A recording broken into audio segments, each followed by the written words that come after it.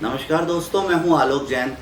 अपने पिछले एपिसोड पे मैंने आपको भाग्य रेखा के बारे में अब कुछ बताया था, लेकिन कुछ चीज़ें रह गई थी। जो रह गई थी उसी को आगे से बताना शुरू करता हूं।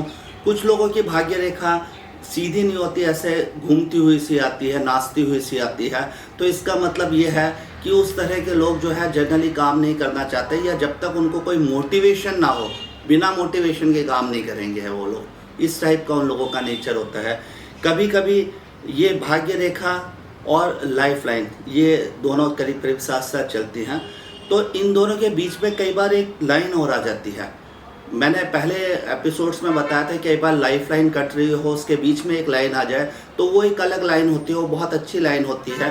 वहाँ पे अगर लाइफ लाइन में कहीं प्रॉब्लम आ रही है या फेट लाइन स्ट्रांग है तो लाइफ लाइन पे आने वाली उस प्रॉब्लम को झेल जाती है। लेकिन मैं कह रहा हूँ कि एक लाइन पैरेलल चलती है कई बार, बीच में थोड़े टाइम के लिए, हर सब पूरे टाइम के लिए नहीं। वो वाली लाइन आना कोई शुभ लक्षण नहीं है।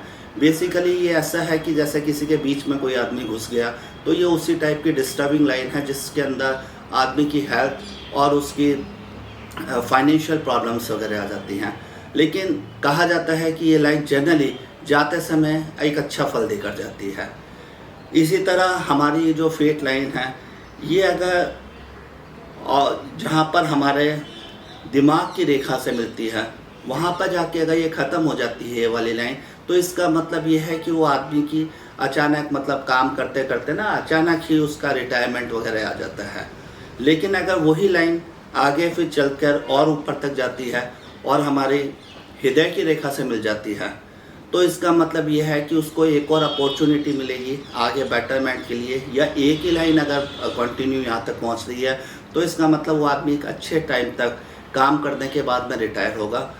एकदम सडन रिटायरमेंट नहीं होगी। कई लोगों की लाइन उससे भी आगे, उसके बाद में फिर जो है और आगे बढ़ जाती है। ये लाइन जो है हृदय की रेखा से भी आगे बढ़ जाती है। अगर वो थोड़ा सा डिफरेंट साइड से मतलब पुरानी वाली से कंटिन्यू हो रही है, इधर उधर कहीं और से जा रही है, इट मीन्स वो रिटायरमेंट के बाद वो कुछ और काम करेगा, कहीं ना कहीं और कहीं पर जाकर फिक्स होगा।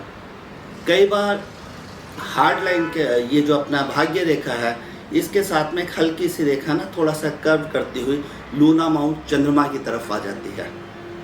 ये जो एक लाइन आती है, ये एक इंडिकेट करती है कि आपके या तो रिलेशनशिप के अंदर पार्टनर के साथ में या काम में कोई बदलाव का इंडिकेशन होता है।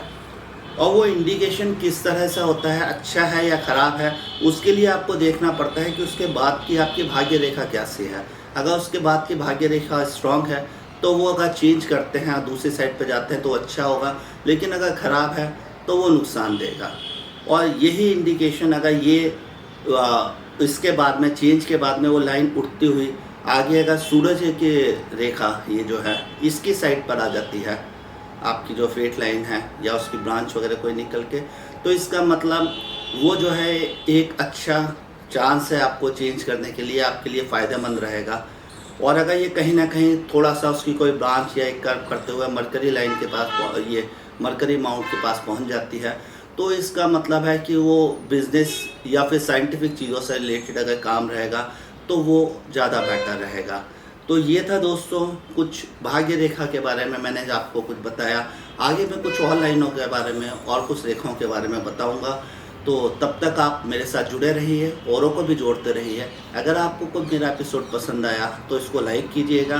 आपको कोई भी क्वेरी हो तो उसको ज़रूर लिखिएगा, मैं उससे रिजॉल्व करूँगा नेक्स्ट एपिसोड के लिए।